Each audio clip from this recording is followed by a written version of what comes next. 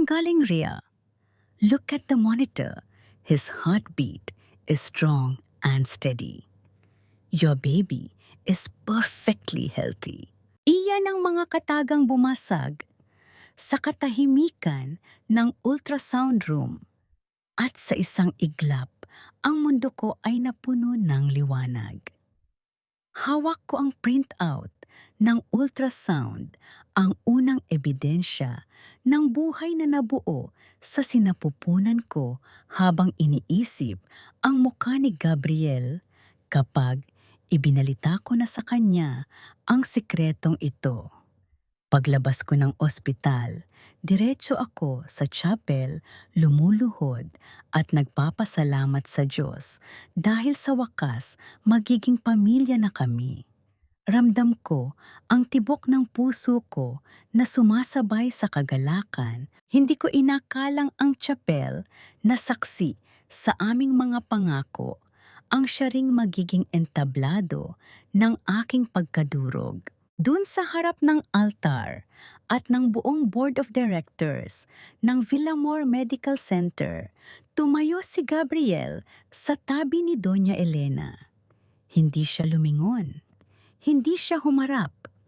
Sa isang iglap, ang boses ni Gabriel na dati ay pabulong na nagsasabi ng "Mahal kita" ay naging matigas at malamig habang inanunsyo ang kanyang kasunduan sa anak ng isang makapangyarihang senador. I am officially engaged to Sofia, and we will lead this hospital into a new era of prestige. Nabitawan ko ang hawak na litrato. Dahan-dahang nalaglag ang ebidensya ng aking kaligayahan sa malamig na sahig ng chapel. Gusto kong sumigaw, pero parang may humarang sa aking lalamunan. Doña Elena stepped forward, her eyes scanning the room like a predator, finding its prey before landing on me. And you, Dr. Castillo, ang tinig niya ay puno ng lason at pangungutya sapat para marinig ng lahat ng nakapaligid. Don't you dare think that your pathetic attempt to seduce my son with a fake pregnancy will work. Security dragged this woman out. She's nothing but a gold digger trying to taint our reputation. Hindi ako makagalaw. Pakiramdam ko ay nagyelo ang aking mga paa. Hindi ko mailapat ang aking sarili sa sahig kahit na hinila na ako ng mga guard palayo sa altar. Tumingin ako kay Gabriel, naghahanap ng kahit isang kislap ng pagsisisi pero nanatili siyang nakatingin sa malayo. Ang sakit ay hindi lamang sa puso, kundi sa buong pagkatao ko, parang unti-unting kinakaltas ang bawat piraso ng aking dangal sa harap ng mga taong pinagsilbihan ko ng tapat. Gabriel, please! Ang tanging bulong na lumabas sa labi ko halos hindi na boses. Ang anak natin. Ngunit bago pa man ako makapagsalita, isang lalaki ang lumapit sa akin at inihagis ang isang makapal na folder sa harapan ko. Mga dokumentong nagpaparatang sa akin ng pagnanakaw ng mga ipinagbabawal na gamot sa pharmacy. Iyon ang huling sampal na nagpabagsak sa akin. Ang aking lisensya, ang aking kinabukasan, at ang aking pag-asa ay winasak sa loob lamang ng ilang minuto. I hated him. I hated his silence. I hated the way he looked at me, like I was a stranger he never knew. Dinala nila ako sa labas ng ospital at inihagis sa gitna ng kalsada sa harap ng maraming tao at kapitbahay na nag-aabang ng balita. Hindi ko ininda ang sakit ng pagkakabagsak. Tumayo ako nilabanan ang pag-ikot ng paningin at habang nakatingin sa mga guard na nakabantay sa pintuan ng pasilidad, kinuha ko ang aking cellphone.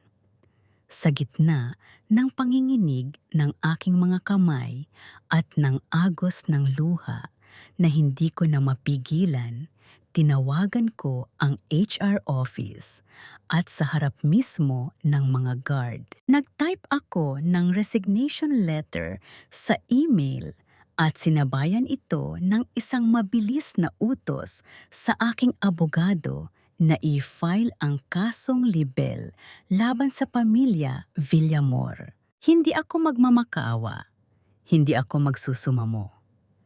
Habang papalayo ako sa ospital na dati kong itinuturing na tahanan, naramdaman ko ang banta ng panganib na nakapaligid. Alam ko, hindi pa ito ang katapusan. I am not done and I will make sure they regret destroying everything I stood for. Umulan ng malakas nang dumating ako sa aming maliit na bahay sa Leyte. Ang bawat patak ng ulan sa bubong na yero ay parang tunog ng mga matang humuhusga sa akin. Pagbukas ko ng pinto, sinalubong ako ng amoy ng gamot at ang matandang amoy ng sari-sari store na katabi namin. Nakaupo si inay sa gilid ng higaan, ang kanyang muka ay maputla bakas, ang sakit na pilit niyang itinatago sa tuwing may kumatok. Hiya, bakit? Nandito ka? Nautal na tanong ni inay, ang kanyang mga kamay ay nanginginig habang sinusubukang ayusin ang kanyang kumot. Hindi ako sumagot agad. Inilapag ko ang aking bag sa sahig. Ang bigat ng aking daladalang kahihiyan ay mas mabigat pa sa gamit ko. Sa loob ng ilang araw, ang balitang tinanggal ako sa Villamor Medical Center ay nakarating na rin dito. Sa isang maliit na baryo kung saan ang tsismis ay mas mabilis kumalat kaysa sa hangin, ako ang naging tampulan ng usapan. Gold digger, magnanakaw ng gamot. Ang babaeng nagpanggap na buntis para makapanloko ng mayaman. Nawalan ako ng trabaho, inay. Sabi ko, sinusubukang panatilihin ang aking boses na matatag kahit na ang dibdib ko ay parang pinipiga. Biglang bumangon si inay, ang kanyang mga mata ay nanlalaki sa galit at takot. Anong ginawa mo, Rhea? Pinalaki kita ng maayos. Bakit mo hinayaang siraan ang pangalan ng pamilya natin? Alam mo bang, ang utang na loob natin sa pamilyang Villamor ay hindi mababayaran ng kahit anong diploma. Inay, hindi totoo ang mga paratang nila. Sigaw ko, ang boses ko ay bumasag sa katahimikan ng gabi. Sino ang maniniwala sa iyo, ang isang hamak na doktor mula sa probinsya laban sa mga Villamor? Sagot niya habang hinahampas ang kama sa labis na emosyon. Ngayon, wala na tayong mukhang maihaharap sa ating mga kapitbahay. Lahat ng sakripisyo ko, lahat ng pagpapaaral ko sa iyo, nauwi lang sa wala. Tumalikod ako, hindi ko na kayang makita ang pagkadismaya sa kanyang mga mata. Sa gitna ng dilim, naramdaman ko ang paggalaw sa aking sinapupunan, ang buhay na pilit nilang itinatanggi. Lord, gabayan niyo po ako, bulong ko sa aking isip, isang panalangin tila hindi na yata naririnig ng langit. Kinaumagahan, sinubukan kong mag-apply sa maliit na hospital sa bayan. Naglakad ako sa ilalim ng nakapapasong init, dala ang aking resume na wala ng saysay. Pagpasok ko, sinalubong ako ng tingin ng dating kakilala na ngayon ay head nurse na. Ang ngiti niya ay mapait puno ng awa na mas masakit pa sa pang-iinsulto. "Rhea, pasensya na," sabi niya habang hindi man lang tinitingnan ang aking file. "May memo kaming natanggap mula sa Manila. Hindi ka na pwedeng tumanggap ng kahit anong posisyon sa kahit anong hospital sa rehiyon na ito. Blacklisted ka." Nang hina ang aking mga tuhod. Hindi lang nila ako inalis sa trabaho, siniguro nilang wala na akong matatakbuhan. Paglabas ko ng hospital, nakita ko ang isang matandang babae na nakaupo sa labas. Hawak ang braso niya na may kakaibang marka, isang maitim na paso na hugis bilog, parehong-pareho sa nakita ko sa mga pasyenteng pinayuhan ng mga Villamor na lumipat sa probinsya para sa libreng gamutan. Lumapit ako at hinawakan ang kanyang braso. "Nanay, saan niyo nakuha ito?" Tumingin siya sa akin nang may takot. "Galing sa Manila, iha. Sabi nila, libre ang gamot kung magpapa-injection kami ng gamot na galing sa Villamor." Pero mula nang maturok ako, parang unti-unting namamatay ang katawan ko. Dun sa harap ng naglalakad na mga tao at sa ingay ng mga tricycle sa labas ng palengke, biglang huminto ang tibok ng aking mundo. Hindi lang ako ang biktima. Ang buong sistemang ito ay isang malaking kasinungalingan at ang mga taong tinuring kong Diyos sa medisina ay siya palang mga halimaw na nagpapakain sa mga mahihirap para sa kanilang sariling kapakanan. Isang matalas na kirot ang tumama sa aking dibdib, hindi dahil sa sakit, kundi dahil sa galit na nagsisimulang mag-alab. Hindi ako basta-basta maglalaho. Kung gusto nila akong sirain, sisiguraduhin kong sa pagbagsak ko, madadala ko silang lahat sa hukay na sila mismo ang humukay. Hindi ako mapakali sa sumunod na mga araw. Habang ang aking mga kapitbahay ay abala sa pagchichismis tungkol sa aking pagbabalik, ako naman ay abala sa pag-iipon ng mga medical records na patago kong kinuha mula sa trangkaso ng hospital sa bayan.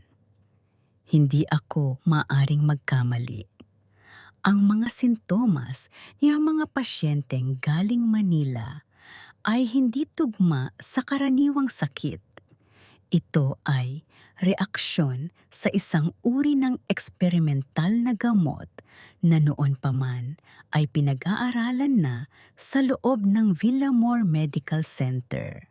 Isang hapon, habang naglalakad ako pauwi galing sa palengke, napansin ko ang isang itim na van na nakaparada sa tapat ng aming bahay. Hindi ito taga dito.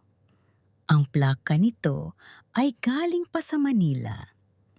Pagpasok ko sa aming maliit na kusina, nakita ko si Inay na nakaupo habang ang isang lalaking nakasuot ng formal na barong ay nakatayo sa harap niya.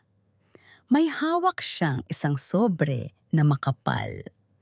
Nang makita niya ako, ang kanyang ngiti ay parang patalim na nakatutok sa aking lalamunan. "Dr. Castillo, it's a pleasure to finally meet you." Aniya, ang boses ay malumanay pero may halong banta. I am Aturile Reyes, representing the Villamor family. Walang kailangang pag-usapan. Matigas kong sagot, itinapon ang aking bag sa mesa. Umalis kayo sa bahay namin. Rhea, tumahimik ka. Pigil ni inay, ang kanyang mga mata ay puno ng pakiusap. Dr. Castillo, pakiusap. Ayaw na namin ng gulo. Hindi pinansin ng abogado ang pakiusap ni inay. Dahan-dahan niyang inilabas ang isang papel mula sa sobre at inilapag ito sa harap ko. Isang kasunduan, isang non-disclosure agreement na nagbabawal sa akin na magsalita tungkol sa anumang nakita ko sa loob ng ospital kapalit ng isang malaking halaga at ang pagbawi sa mga kasong isinampa nila laban sa akin.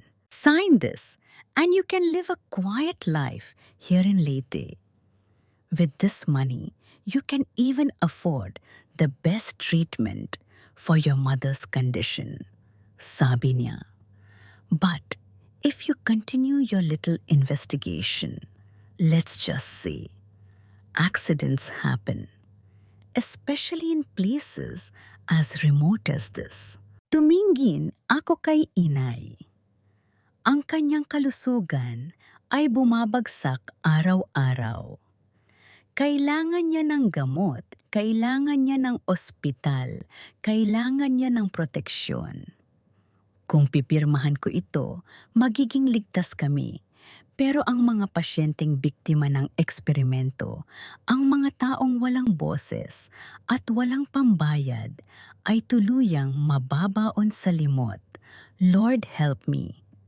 What is the right thing to do? Hindi ko pipirmahan yan. Sagot ko, ang boses ko ay hindi na nanginginig. Hindi niyo nabibili ang katotohanan. Tumawa ang abogado, isang tawa na walang bahid ng pagkatao. Katotohanan, Dr. Castillo, sa mundong ito, ang katotohanan ay pag-aari ng kung sino ang may pinakamalakas na boses. At sa kasamaang palad, hindi ikaw iyon. Bago siya lumabas, huminto siya sa tapat ko at bumulong. Think about your mother. Think about your unborn child. Minsan, ang pagiging tama ay hindi sapat para mabuhay. Pagkaalis niya, nilapitan ako ni inay at pilit na kinuha ang papel. Rhea, pumirma ka na. Ano ba ang iniisip mo? Hindi natin sila kaya, papatayin nila tayo.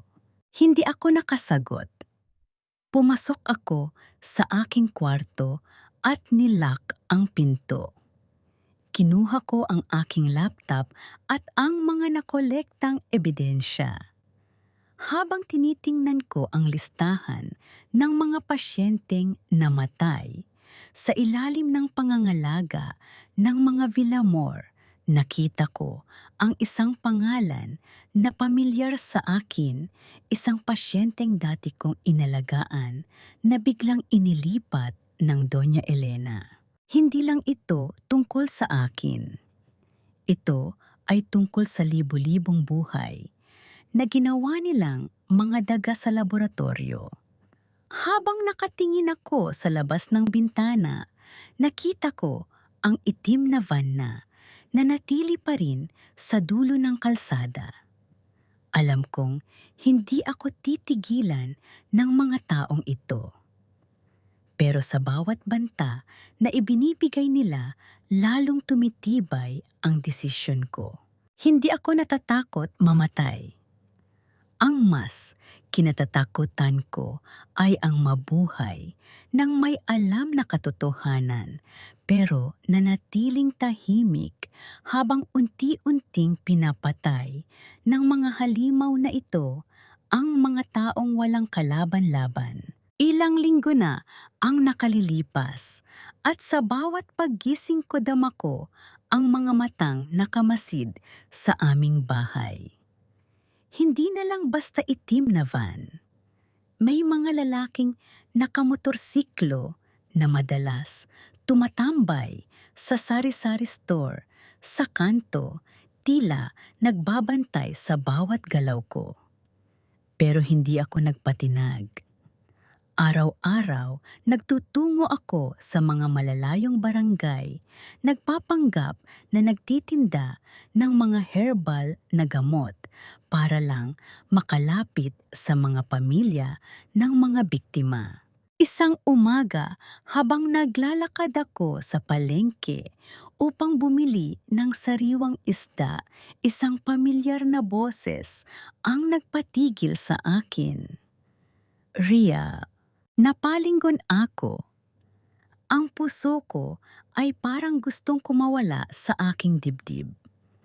Nakatayo sa gitna ng mataong palengke, si Gabriel suot ang isang simpleng polo shirt at maong na malayo sa kanyang karaniwang porma sa ospital. Mukha siyang pagod, may mga pasa sa ilalim ng kanyang mga mata. Pero ang kanyang mga titig ay naroon pa rin, ang titig na minsan kong inakalang para sa akin lang. "Anong ginagawa mo rito?" Malamig kong tanong habang mahigpit kong hinawakan ang aking bayong. "I had to see you," sagot niya papalapit sa akin kahit nakitang-kita ko ang pag-iwas niya sa mga mapanuring tingin ng mga kapitbahay. "Ria, please, makinig ka lang sa akin. Hindi mo alam ang pinapasok mo." Hindi ko alam. Tumawa ako ng mapait. Ako ang nawalan ng lisensya, ako ang nilagyan ng maling record, at ang nanay ko ay nabubuhay sa takot dahil sa pamilya mo. Ano pa ang hindi ko alam, Gabriel? Biglang may lumapit sa amin. Si Dr. Javi, ang tanging doktor sa probinsya na nagmalasakit sa akin mula nang dumating ako rito. Inilagay niya ang kanyang kamay sa aking balikat at tumingin ng matalim kay Gabriel. "May problema ba rito, Rhea?" tanong ni Javi. Ang boses ay puno ng pagbabantay. "Sino ang lalaking ito? Javi, okay lang ako," sagot ko, pero ramdam ko ang tensyon sa pagitan ng dalawa. "I'm Gabriel Villamor." Pakilala ni Gabriel, ang kanyang boses ay naging seryoso at puno ng awtoridad. Nang marinig ang pangalang iyon, halos tumigil ang ikot ng palengke. Ang mga tindera at mamimili ay napatingin sa amin. Villamor, ang pangalang sumira sa buhay ko. "Oh, so you're the one who destroyed her life," sagot ni Javi, hindi nagpatinag. "You have no business here. Leave her alone, or I'll make sure the whole barangay knows who you really are." "You don't understand," sabi ni Gabriel.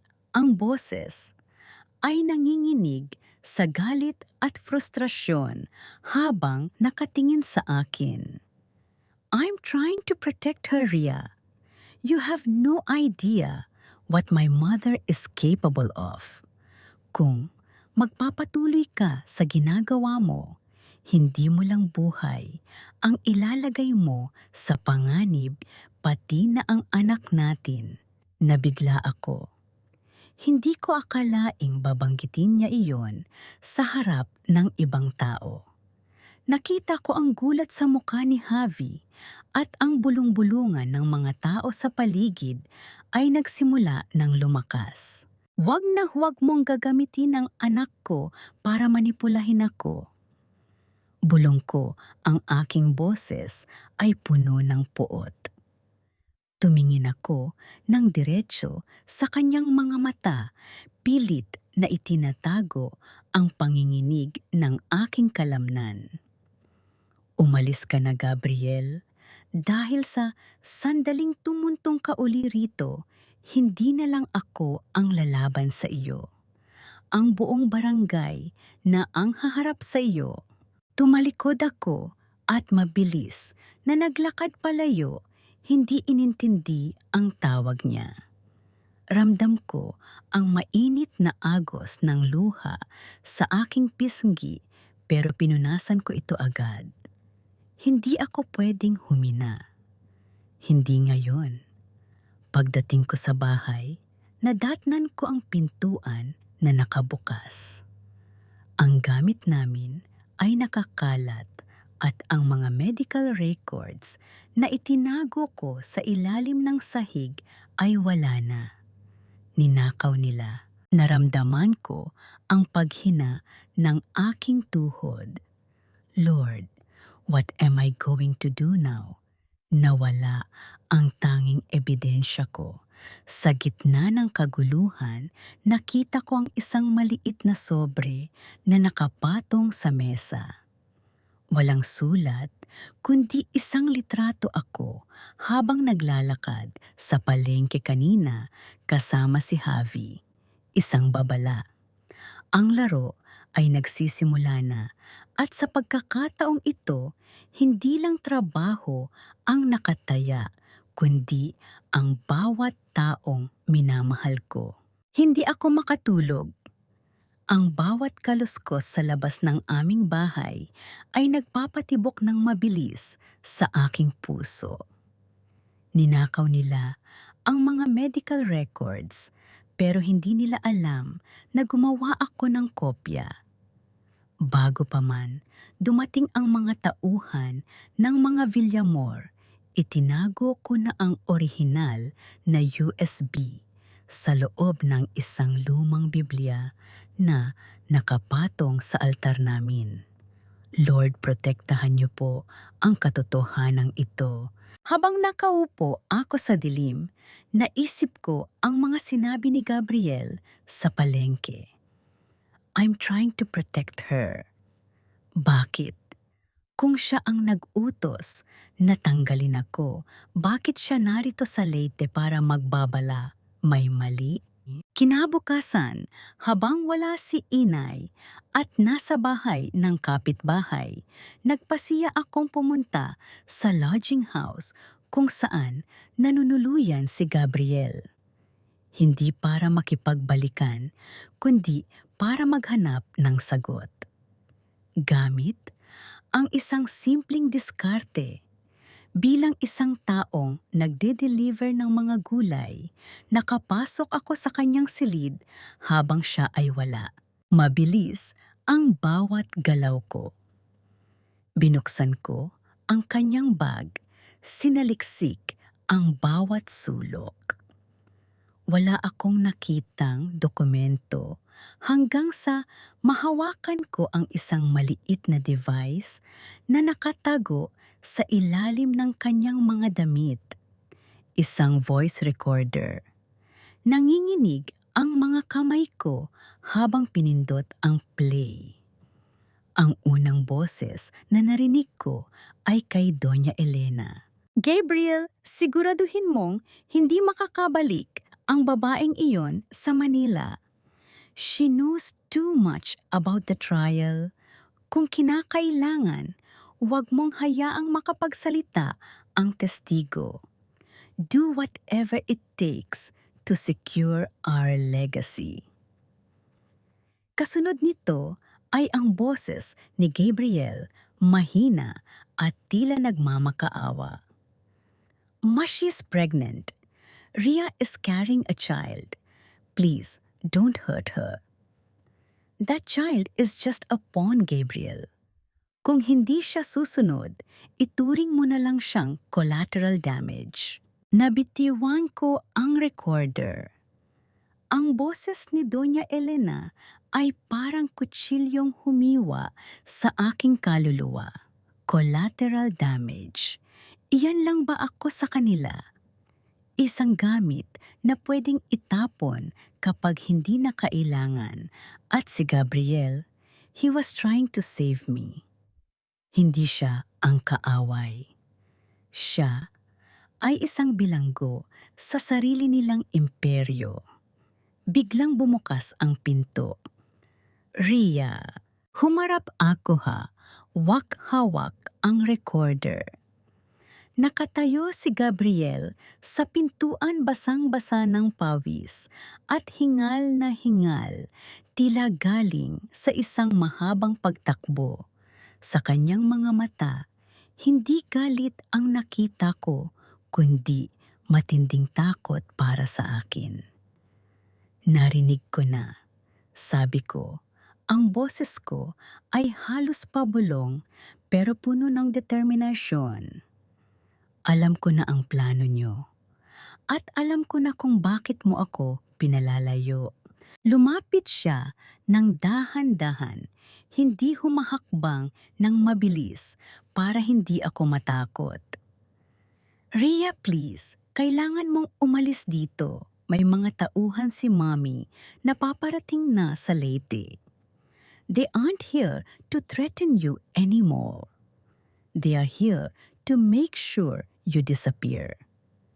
Bakit mo ginagawa ito, Gabriel? Tanong ko habang unti-unting pumapatak ang mga luha sa aking mga mata.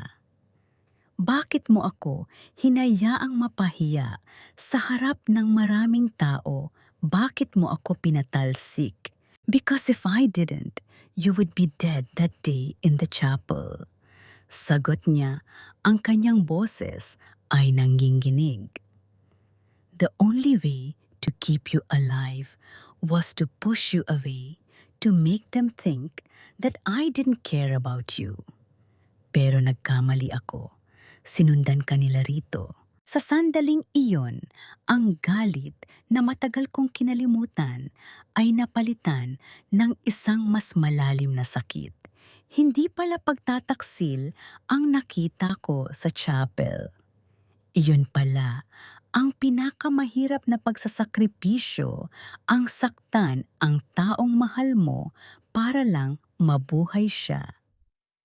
May dala kang ebidensya, hindi ba? Tanong niya.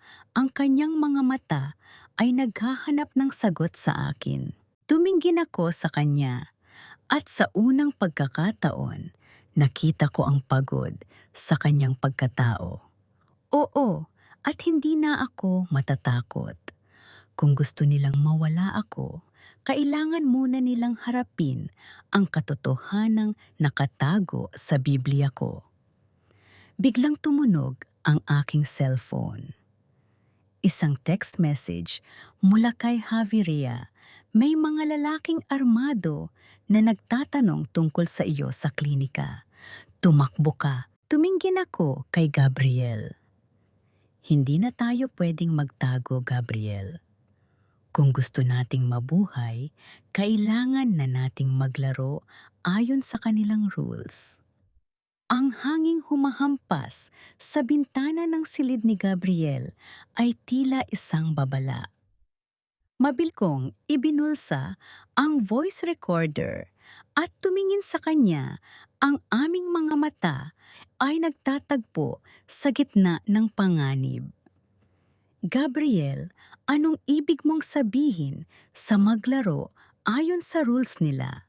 Tanong ko habang naririnig ko na ang tunog ng mga yabag sa pasilyo ng lodging house. We have to give them what they want.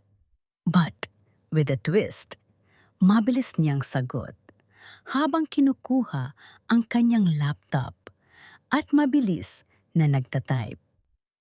Kailangan nilang isipin na hawak nila ang lahat ng baraha. I will pretend that I'm handing over the evidence, the fake one. Habang abala sila sa pag-aakalang nakuha na nila ang lahat, kailangan nating makuha ang totoong data mula sa main server ng ospital. Pero bago pa kami makakilos, biglang bumukas ang pinto. Hindi ang mga tauhan ng Villamor, kundi si Dr. Javi. Hingal na hingal siya, hawak ang isang makapal na file. Rhea, Hindi mo lang sila basta-basta makakalaban. Sigaw ni Javi, ang muka ay namumutla. Kailangan mong makita ito. I checked the blood samples you left in the clinic. The ones from the victims in Manila. Inilapag niya ang file sa mesa. Binuksan ko ito at doon ang mundo ko ay tuluyang gumuho. Ito ang records ng mga pharyngeal tests. Paliwanag ni Javi. Rhea, hindi lang ito simpleng eksperimento. Ang mga pasyenteng ito ay ginamit na vessels. May itinanim na pharyngeal tissue sa kanila para mag-produce ng specific proteins. Pero may nakita akong kakaiba sa dugo mo. Ano, tanong ko, ang puso ko ay tumitibay sa kaba. Ang DNA and pharyngeal tissue sa loob ng katawan mo. Hindi ito sa iyo, Rhea, sagot ni Javi habang nakatingin sa akin ng may awa. It belongs to Sofia, the fiancé. I found the matching genetic markers in the files I intercepted. Sa aksidenteng nangyari sa lab noon, hindi ka lang na-expose sa chemical. You were implanted. Rhea, ang dinadala mo, it's not your biological child. You are a surrogate and you didn't even know it. Natulala ako. Pakiramdam ko ay huminto ang tibok ng aking puso. Ang bata sa sinapupunan ko, ang batang araw-araw kong kinakausap, ang batang pinapangarap ko. Hindi siya sa akin. Tumingin ako kay Gabriel.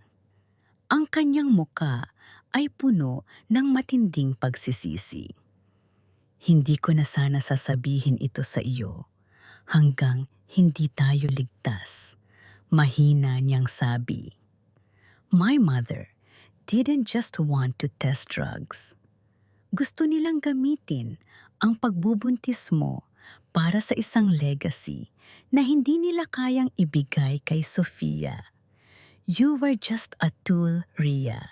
Sa sandaling iyon, ang lahat ng sakit na naramdaman ko mula nang iwan ako sa chapel ay nagbago ng anyo. Hindi na lang ito sakit. Ito ay galit, isang matinding galit na hindi na kayang pigilan. So, the child I am carrying is Sofia and Gabriel's.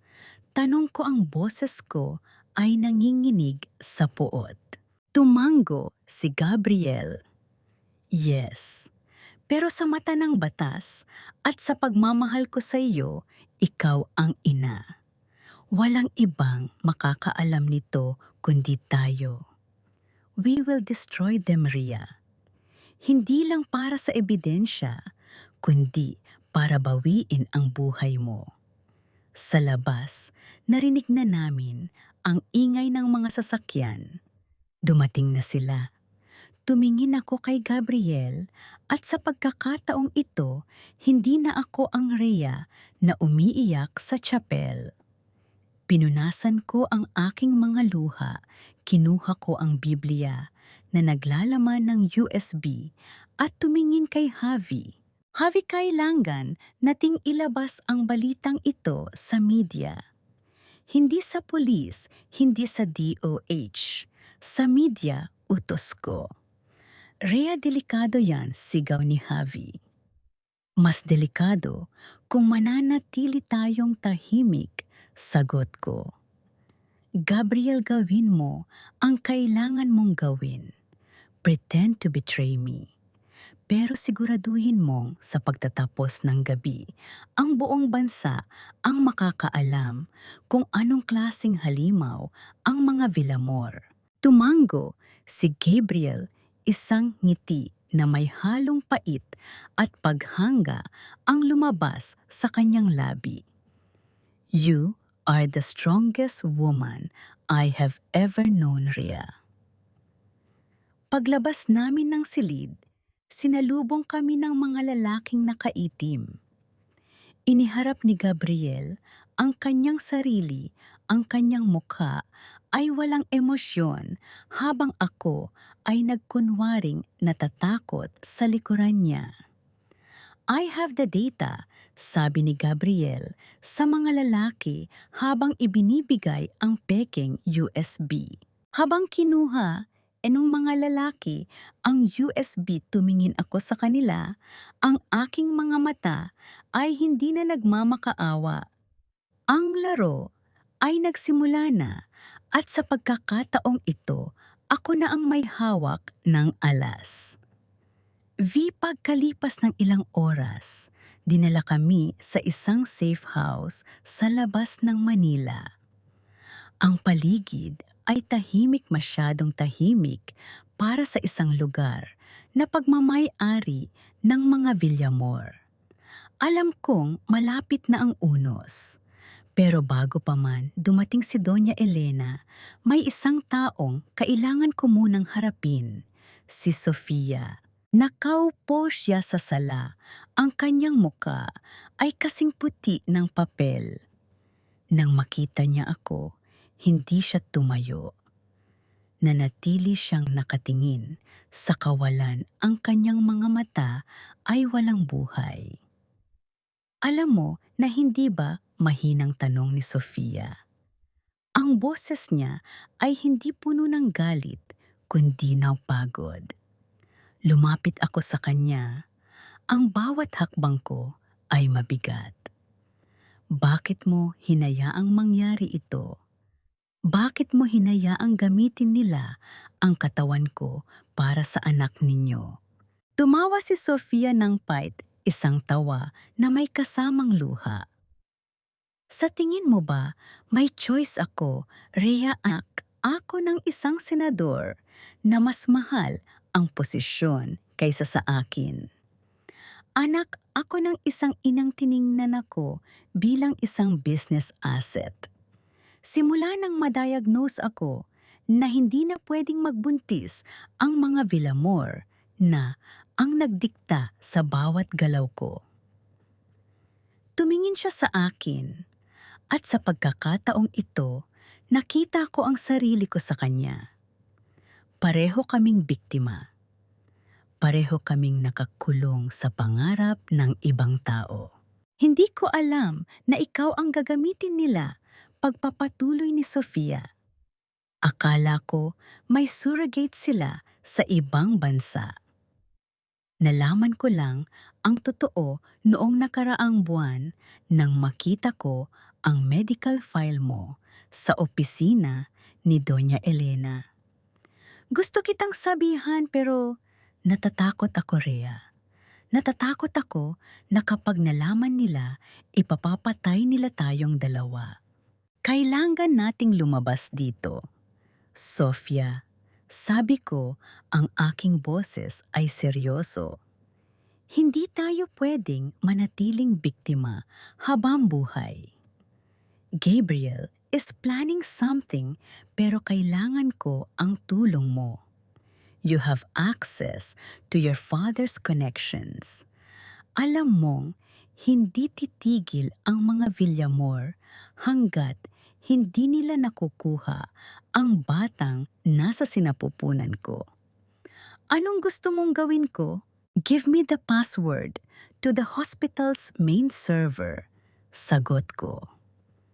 Iyon lang ang tanging paraan para ma-expose ang lahat ng experimental files na tinatago nila. Nag-alinlangan si Sofia. Kung ibibigay ko yan, kapag nalaman ni Doña Elena, wala na akong balikan, wala na akong pamilya. Sofia, hinawakan ko ang kanyang mga kamay. Hindi mo na kailangan. Ang pamilyang tinitingnan ka lang bilang gamit. May pagkakataon pa tayong mabuhay ng malaya. I want my baby to be born in a world where he is not a pawn. And I know, deep inside, gusto mo ring mabawi ang sarili mong buhay. Tumahimik ang buong silid. Tanging ang ugong ng aircon ang naririnig.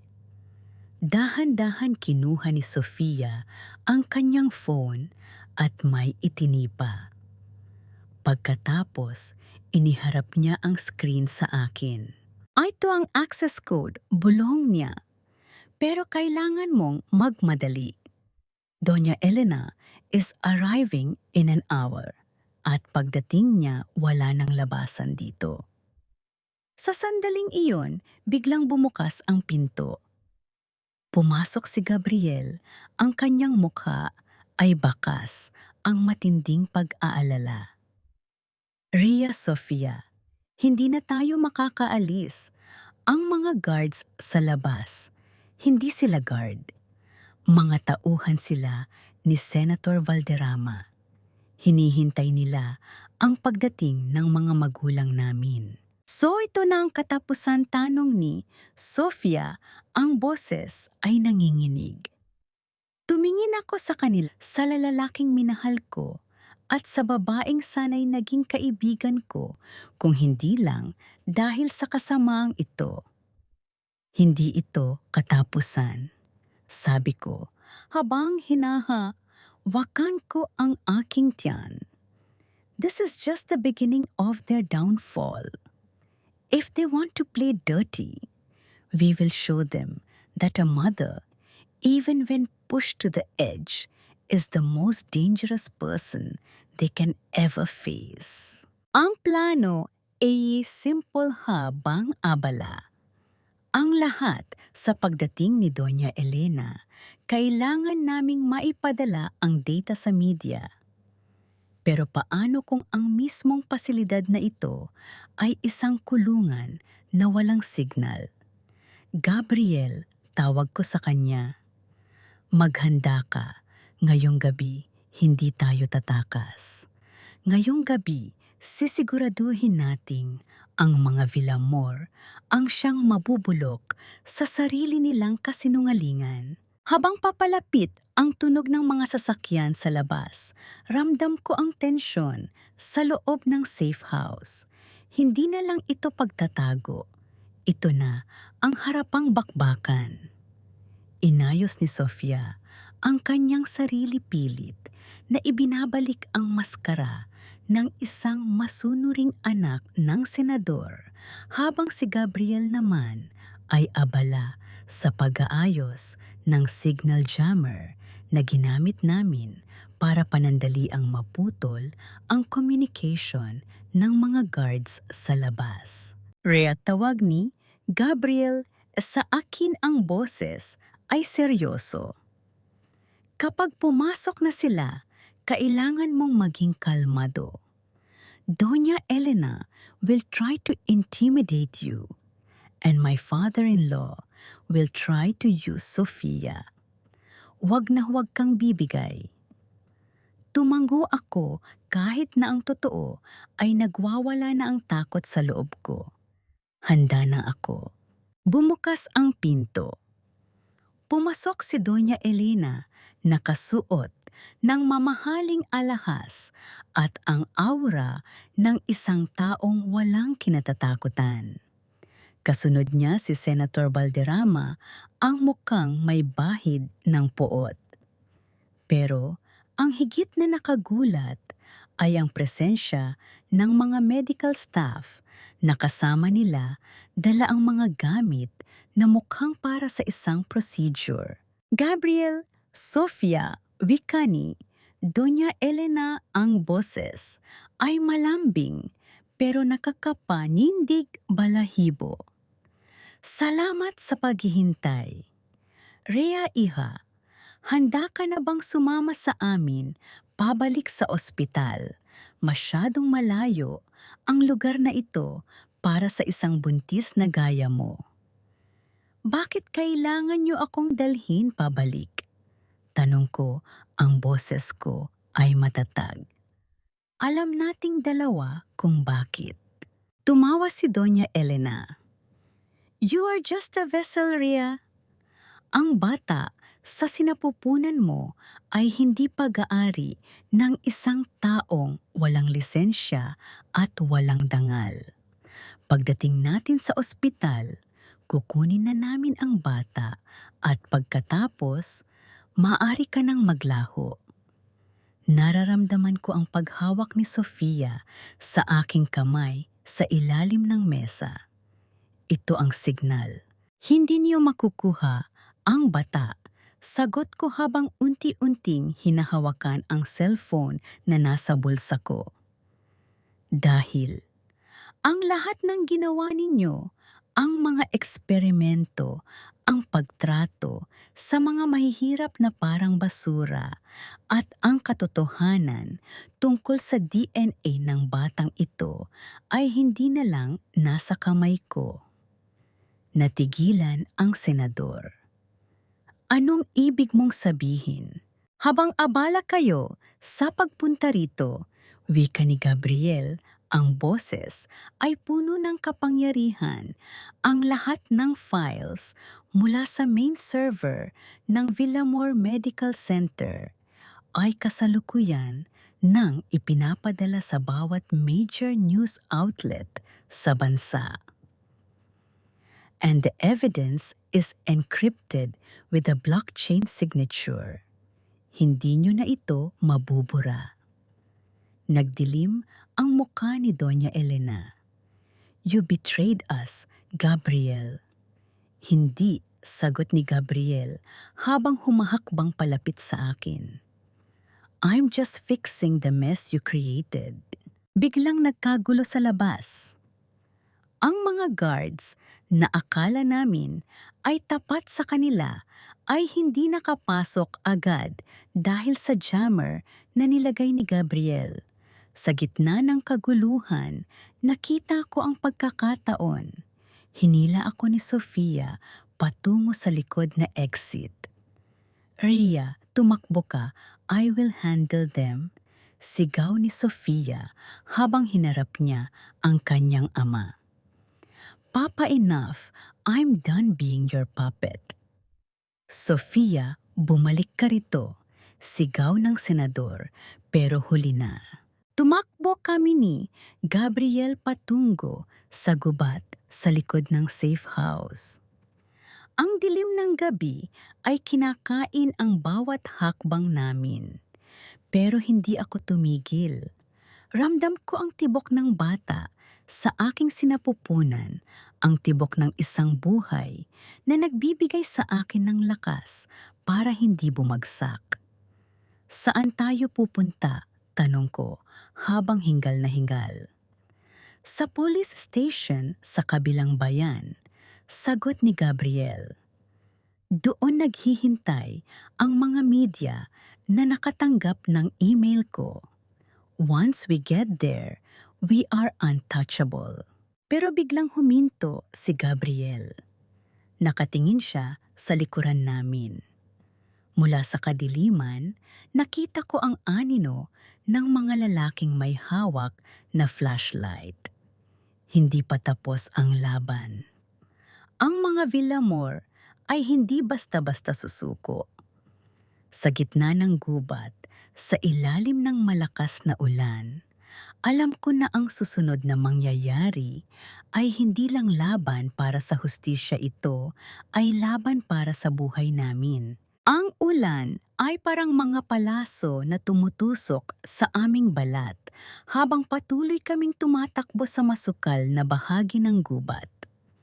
Bawat hakbang ay panganib, ang putik ay madulas, ang mga sanga ay tila gustong pumigil sa aming pagtakas. Sa likod namin, naririnig ko ang mga sigaw at ang liwanag ng mga flashlight na sumasayaw sa gitna ng dilim. Rhea, dito, hila sa akin ni Gabriel patungo sa isang makipot na daanan na nababalot ng mga ligaw na damo. Ngunit sa gitna ng aming pagtakbo, isang malakas na kirot ang tumama sa aking ibabang bahagi ng tiyan. Napahinto ako. Napahawak ako sa isang puno habang hinihingal ang aking muka ay basang-basa ng ulan at pawis. Gabriel, bulong ko ang boses ko ay nanginginig sa matinding sakit. Masakit, masakit ang tiyan ko. Tumingin si Gabriel sa akin, ang kanyang mga mata ay puno ng takot. Alam naming dalawa ang ibig sabihin nito. Dahil sa pagod sa stress at sa matinding emosyon, ang katawan ko ay nagsisimulang sumuko. Hindi ngayon, Ria. Please, hindi pa pwede ngayon. Pakiusap niya habang pilit akong tinutulungang tumayo. Bago pa kami makahakabang muli, isang malakas na tunog ang umalingaw-ngaw sa gubat isang putok ng baril. Tumama ito sa puno sa tabi namin dahilan para magtalsikan ang mga kahoy. Nakita namin ang mga flashlight na papalapit. Dito sila, sigaw ng isa sa mga tauhan. Rhea, kailangan nating maghiwalay, desisyon ni Gabriel, ang kanyang boses ay puno ng pait. I will lure them away. Magtago ka sa kuweba doon sa gawing kaliwa. Kapag narinig mo na ang mga sasakyan ng mga reporter o pulis, tsaka ka lumabas. Hindi kita iiwan dito. Sigaw ko pilit na humahawak sa kanyang braso. Rhea, nakikinig ka ba? Hinawakan niya. Ang magkabilang pisanggi ko, ang kanyang muka ay seryoso at puno ng pagmamahal. Kailangan mong mabuhay. Ang anak natin, kailangan kanya. Ako ang kailangan nilang mahuli, hindi ikaw. Bago pa man ako makatutol, hinalikan niya ako sa isang halik na puno ng pangako at pamamaalam. Mabilis siyang tumakbo sa kabilang direksyon, sumisigaw para mapansin ng mga tauhan. Naiwan akong mag-isa sa dilim. Pilit kong kinaladkad ang sarili ko patungo sa kuweba. Ang bawat paggalaw ay nagdudulot ng matinding sakit sa aking sinapupunan. Sa loob ng madilim at malamig na kuweba, napasandal ako sa pader. Lord, please, iligtas niyo po kami. Ilang minuto ang lumipas o baka oras, hindi ko na alam. Narinig ko ang mga hakbang sa labas. Hindi si Gabriel, iba ang mga yabag. May mga boses na nag-uusap sa labas at hindi ito ang mga tauhan ng mga Villamor. Dito natin nakita ang huling track, sabi ng isang boses. Search the area. Sumilip ako mula sa madilim na sulok. Nakita ko ang mga lalaking may suot na uniforme. Hindi sila pulis. Sila ang mga tauhan ni Doña Elena. Nandito siya, sigaw ng isa nang makita nila ang aking anino sa loob ng kuweba. Dahan-dahan silang pumasok. Hawak ang kanilang mga baril. Wala na akong mapagtataguan. Sa gitna ng aking takot, isang plano ang pumasok sa isip ko. Nakita ko ang isang malaking bato sa aking paanan. Hindi ako susuko. Hindi ako magiging biktima sa huling pagkakataon. Habang papalapit sila, nag-ipon ako ng lahat ng lakas na natitira sa akin. Sa sandaling abutin nila ako, itinulak ko ang malaking bato patungo sa kanilang direksyon na nagdulot ng gulo. Sa gitna ng pagkagulat nila, mabilis akong lumabas at tumakbo patungo sa kabilang lagusan ng kuweba na humahantong sa isang bangin. Tumigil ako sa dulo ng bangin. Ang ilog ay malalim at rumaragasa sa ibaba dahil sa ulan. Tumingin ako sa likod, papalapit na sila. Tumingin ako sa ibaba. Ito ang tanging daan para makatakas. Rhea, sumuko ka na, sigaw ng isa sa kanila. Tumingin ako sa kanila, hawak ang aking tiyan. Hinding-hindi niyo makukuha ang batang ito. At sa gitna ng malakas na ulan, tumalon ako. Ang tubig ay kasing lamig ng yelo at kasing lakas ng isang higanteng humahagupit sa aking katawan. Sa bawat paglubog at pag-ahon, ramdam ko ang paghampas ng mga bato sa aking tagiliran. Ang dilim sa ilalim ng ilog ay pilit na kumakain sa aking kamalayan, ngunit sa gitna ng kaguluhan, isang boses ang paulit-ulit na sumisigaw sa aking isipan, "Mabuhay ka, Rhea, para sa bata." Hindi ko alam kung gaano katagal akong inanod hanggang sa maramdaman ko ang paghampas ng aking katawan sa mababaw na bahagi ng pampang malapit sa isang grupo ng mga mangingisda. May tao sa tubig. Iyon ang huling narinig ko bago tuluyang magdilim ang aking paningin.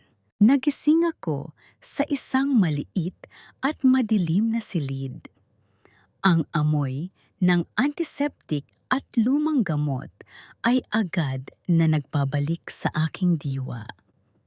Sinubukan kong igalaw ang aking katawan, ngunit ang bawat kalamnan ko ay parang nilamog. Ang aking kamay ay dahan-dahang gumapang patungo sa aking tiyan. Narito pa siya. Salamat, Diyos ko. Biglang bumukas ang pinto. Pumasok si Sofia. Suot ang isang simpleng hoodie. Ang kanyang mukha ay halatang hindi nakatulog ng ilang araw. Nang makita niya akong gising, mabilis siyang lumapit. "Rhea, salamat sa Diyos," humihikbi niyang sabi. "Sofia, si Gabriel," ang unang salitang lumabas sa aking tuyot na lalamunan. Yumuko si Sofia. Wala pa silang balita. Noong gabing iyon, nakuha siyang dinala ng mga tauhan ng nanay niya. "Pero Rhea, kailangan mong makita ito." Inabot niya ang isang tablet. Ang video ay galing sa isang live broadcast. Nakita ko ang isang press conference sa harap ng Villamor Medical Center. Nakita ko si Doña Elena nakasuot ng napakamahal na puting terno, nagsasalita sa harap ng mga reporter. "My son is currently undergoing treatment for a mental breakdown," sabi niya sa harap ng kamera. Ang boses ay puno ng huwad na pag-aalala. "He has been delusional and erratic, and it is our responsibility as a family to keep him isolated for his own safety." Delusional. Iyon ang dahilan kung bakit nila kinuha si Gabriel. Para patahimikin siya at palabasing baliw. Hindi lang yan, dagdag ni Sofia. Ang mga dokumentong ipinadala natin sa media, may mga taong sumubok na i-block ang lahat ng websites. Ang mga Villar at ang mga Valderrama ay gumastos ng milyon-milyon para burahin ang lahat ng ebidensya. Biglang humapdi ang aking tiyan. Isang matalas na kirot ang tumagos sa aking buong pagkatao. Napasigaw ako sa sakit. Hawak ang aking tiyan ng mahigpit. "Rhea, anong nangyayari?" tanong ni Sofia. Ang boses ay punong-puno ng panig. "Sofia, kailangan ko nang ilabas ang bata. Hingal kong sabi habang nararamdaman ang pagputok ng aking panubigan.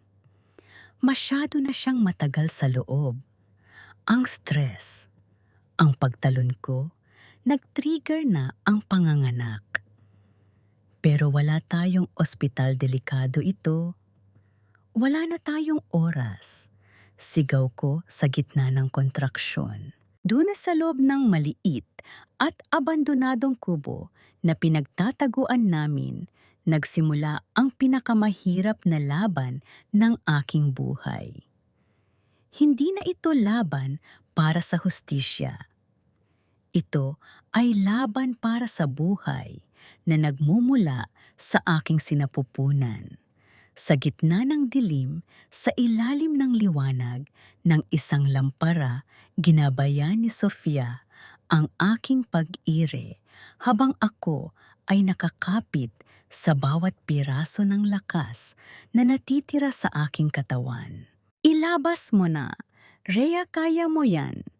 Paghihikayat ni Sofia bang siya mismo ay nanginginig sa takot at paghanga. Ang bawat pag-ire ay isang pagsigaw laban sa lahat ng pang-aapi na ginawa ng mga Villamor. Kaya ko ito, para sa anak ko, para sa katotohanan. Sa isang huling malakas na pag-ire, narinig ko ang isang tunog na nagpabago sa lahat. Isang mahina, ngunit malinaw na pag-iyak. Isang bagong buhay ang sumilang sa gitna ng digmaan. Rhea, tignan mo, bulong ni Sofia, hawak-hawak ang bata, ang kanyang mukha ay basang-basa ng luha. He's beautiful. Tumingin ako sa bata at sa sandaling iyon, ang galit sa aking puso ay napalitan ng isang pangakong hindi matitinag. Hindi ko man alam kung kanino ang dugo na nananalaytay sa kanyang ugat, pero siya ang aking anak. At sisiguraduhin ko sa ngalan ng lahat ng nararapat na ang mundong sasalubong sa kanya ay hindi na pagmamay-ari ng mga halimaw na nagtangkang pumatay sa amin. Ang bawat segundo ay parang isang habambuhay. Habang hawak ko ang aking anak, ang init ng kanyang katawan ang tanging nagpapaalala sa akin na totoo ang lahat. Ngunit hindi kami ligtas. Ang iyak ng sanggol ay isang napakalakas na tunog na maaaring magbunyag sa kinaroroonan namin. Rhea, kailangan nating umalis dito, bulong ni Sofia habang mabilis na ibinabalot ang bata sa isang malinis na tela. Narinig ko ang mga sasakyan sa malayo. They are tracing our location. Pilit kong pinatayo ang aking sarili. Ang bawat hakbang ay parang pagtapak sa mga bubog, ngunit ang determinasyon na protektahan ang aking anak ang nagbibigay sa akin ng lakas. Inilabas namin ang bata sa kubo at mabilis na tumakbo patungo sa abandonadong klinik na malapit sa dalampasigan. Pagpasok namin, sinalubong kami ng isang pamilyar na mukha, si Dr. Javi. Rhea, salamat sa Diyos. Mabilis niya kaming pinapasok. May mga balita ako tungkol kay Gabriel. Dinala siya sa private facility ng Villamor sa Tagaytay. He is being drugged and kept in isolation. Kailangan natin siyang ilabas. Sagot ko habang mahigpit na niyayakap ang aking sanggol. Rhea, hindi mo kaya pigil ni Javi? May dala akong ebidensya mula sa lab na nagpapatunay sa illegal surrogacy at sa embryo swapping. Ito ang kailangan natin para mapabagsak sila sa harap ng batas. Hindi sapat ang dokumento lang, Javi. Wika ko, ang aking mga mata ay nakatuon sa pintuan. Kailangan nila ng witness. Kailangan nila ng biktima na tatayo sa harap nila. Habang nag-uusap kami, biglang bumukas ang pinto. Hindi si Gabriel, kundi ang mga tauhan ni Doña Elena. Sila ay armado at nakasuot ng itim na vest. Dr. Castillo, boses ni Doña Elena mula sa likuran nila. Pumasok siya sa silid, ang kanyang mukha ay puno ng kasamaan. Ang talino mo talaga. Akala mo ba makakatakas ka habang daladala mo ang aking apo? Hindi mo apo ang bata. Sagot ko habang dahan-dahang umatras patungo sa back door. Siya ay bata, hindi isang asset. Kunin niyo ang bata, utos ni Doña Elena. Sumugod ang mga tauhan. Hindi na ako nag-atubili. Ibinigay ko ang bata kay Javi at sumigaw, "Tumakbo kayo, dalhin mo siya sa media, Javi." "Hindi kita iiwan," sigaw ni Javi, pero tinulak ko siya palabas ng pinto. Hinarap ko si Doña Elena. Ang mga tauhan niya ay pinalibutan ako. Sa isang mabilis na kilos, kinuha ko ang isang bote ng kemikal na nakalagay sa mesa at ibinuhos ito sa sahig sabay tapon ng lighter. Ang apoy ay mabilis na kumalat, naghihiwalay sa amin ng mga tauhan. "You think this will save you?" sigaw ni Doña Elena sa kabila ng apoy. "Gabriel is already dying in my facility. Mawawalan ka rin ng kakampi. Hindi siya mamamatay," sagot ko habang nakatingin ng diretso sa kanyang mga mata. Dahil sa sandaling ito, ang buong mundo ay nanunood na sa atin. Sa hindi inaasahang pagkakataon, ang mga sirena ng pulisya ay umalingaungaw sa labas. Hindi lang pulis, kasama nila ang mga news van. Ang plano ni Javi at Sofia ay gumana. Ang aming lokasyon ay na-broadcast ng live sa telebisyon. Dahil sa pagkagulat at takot na mahuli ng mga awtoridad, nagsimulang magkagulo ang mga tauhan ni Doña Elena. Sinubukan nilang tumakas pero huli na. Ang mga pulis ay nakapasok na sa loob. Sa gitna ng kaguluhan, nakita ko si Gabriel na pumasok sa pinto kasama ang ilang mga SWAT officers. Siya ay sugatan, ang kanyang damit ay punit-punit, pero ang kanyang mga mata ay nananatiling matapang. "Matapos na ang lahat," sabi ni Gabriel habang nakaturo ang pulis sa kanyang ina. Doña Elena looked around, her face pale, as she realized that her kingdom had finally fallen.